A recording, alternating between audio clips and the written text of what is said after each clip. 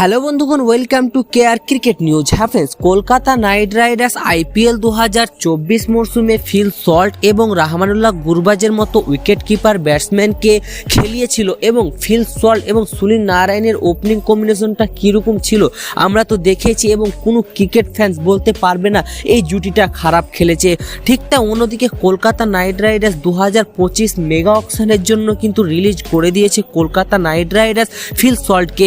তো ফিল সল্টকে কিন্তু আবারও কামব্যাক করাতে চাইবে কেকেআর এবং কেকেআর ফ্যান্সও চাই যে ফিল সল্ট আবারও কেকেআর হয়ে খেলুক এবং নারায়ণের সাথে ওপেনিং কম্বিনেশনটা যেরকম দুর্দান্ত রয়েছে সেই রকমভাবে অ্যাগ্রেসিভভাবে পাওয়ার প্লেতে সেরকম হিটারটা আমাদেরকে দেখাক এই দুই ব্যাটার। কিন্তু কলকাতা নাইট রাইডার্সকেও কিন্তু ছাড়তে হয়েছে ফিল সল্টকে, তার কারণ 6 জন প্লেয়ারকে ম্যাক্সিমাম রিটেন করতে পারবে প্রত্যেকটাই দল এবং 6টি প্লেয়ার রিটেন করেছে। তা আমরা জানি কাকে কাকে রিটেন করেছে তা তো বলা লাগবে না, কিন্তু সর্বপ্রথম কথা হচ্ছে কলকাতা নাইট রাইডার্স মেগা অকশনে কোন উইকেট কিপার ব্যাটসম্যানের দিকে ঝাঁপাবে তাই বিস্তারিত আলোচনা করে নিই এই ভিডিওর মাধ্যমে। তো বস দেখো পুরো ভিডিও এবং ভিডিওটা খুব রোমাঞ্চক হতে চলেছে এবং ভিডিওটা যদি তোমাকে একটু ভালো লাগে তো লাইক দিও এবং চ্যানেলে কোনো নতুন বন্ধু হয়ে থাকে তো চ্যানেলটি সাবস্ক্রাইব করে প্লিজ একটু সাপোর্ট করো। ঠিক তাই অন্যদিকে কলকাতা নাইট রাইডার্স আইপিএল 2024 মরশুমে ফিল সল্টের মতো প্লেয়ারকে ছেড়ে দিয়েছেন।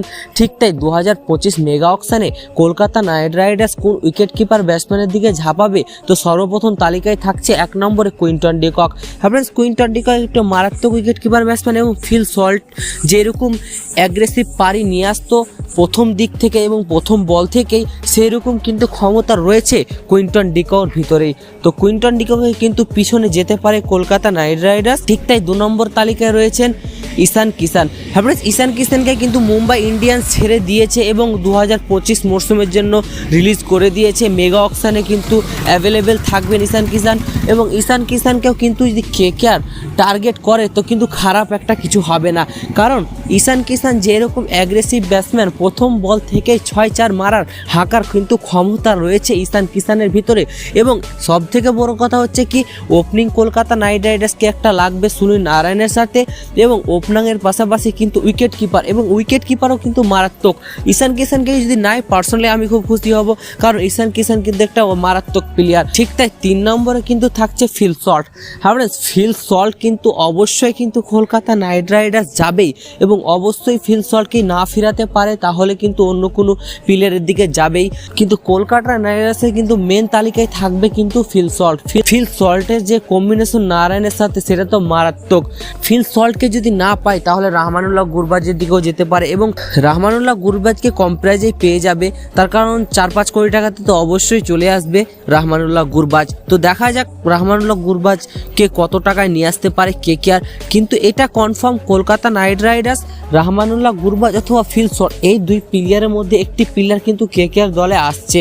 তো দেখাই যাক কলকাতা নাইট রাইডার্স কাকে কাকে নিয়ে আসতে পারে এবং তার পুরনো টিম 2024 মরশুমে উইনিং চ্যাম্পিয়ন টিম কি কম্বিনেশনটা ধরে রাখতে পারে কি পারে না কেকেআর, ওটাই দেখার বিষয়। তো 24 নভেম্বর এবং 25 নভেম্বর কিন্তু মেগা অকশন, তোমরা তো সব জানোই এই দুইটা দিন কিন্তু অনেক এক্সাইটেড হতে চলেছে এবং কলকাতা নাইট রাইডার্স তার দলটা কীরকম তৈরি করতে পারবেন সেটাই দেখার বিষয়।